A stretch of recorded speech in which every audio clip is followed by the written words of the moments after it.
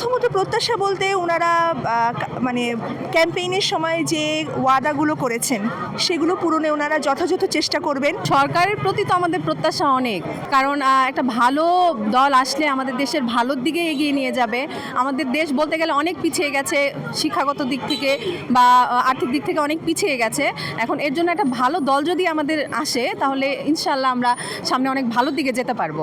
আমার প্রত্যাশা মানুষের কল্যাণের জন্য, দেশের কল্যাণের জন্য এরা কাজ করবেন। একটি নিরাপদ ও বসযোগ্য মানুষ যেন অবাধে চলাফেরা করতে পারে, মাদক এবং সন্ত্রাস যাতে এদেশে না থাকে। প্রত্যাশা অবশ্যই যত আমাদের অধিকার এখানে মানে আমাদের যে ইচ্ছা অনিচ্ছা এগুলা বাস্তবায়িত হোক এবং আমরা যেন সবসময় আমাদের অধিকারটা পাই, কখনোই যেন কেউ জোর করে আমাদের উপর কিছু চাপায় না দেখ, এটাই আমার ইচ্ছা।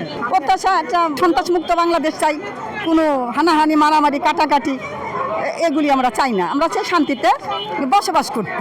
আমরা নিরাপদে যেন চলাচল করতে পারি, সবাই যেন শান্তি শৃঙ্খলা বজায় রেখে বসবাস করতে পারি একসাথে। সবার উদ্দেশ্য হলো দেশের জনগণ, দেশ আমাদের প্রত্যাশা যে এই দেশ থেকে দুর্নীতিমুক্ত করতে হবে, সবাই যাতে সুস্থভাবে শৃঙ্খলাভাবে চলাফেরা করতে পারে, সবাই যেন মানে শান্তিপ্রিয়ভাবে চলাফেরা, খাওয়া দাওয়া, পড়ালেখা এগুলো যেন করতে পারে। নিজেরা যদি নিজেদের এরিয়াটাকে আমরা সমৃদ্ধ করতে পারি তাহলেই তো দেশ সমৃদ্ধ হবে, তাই না?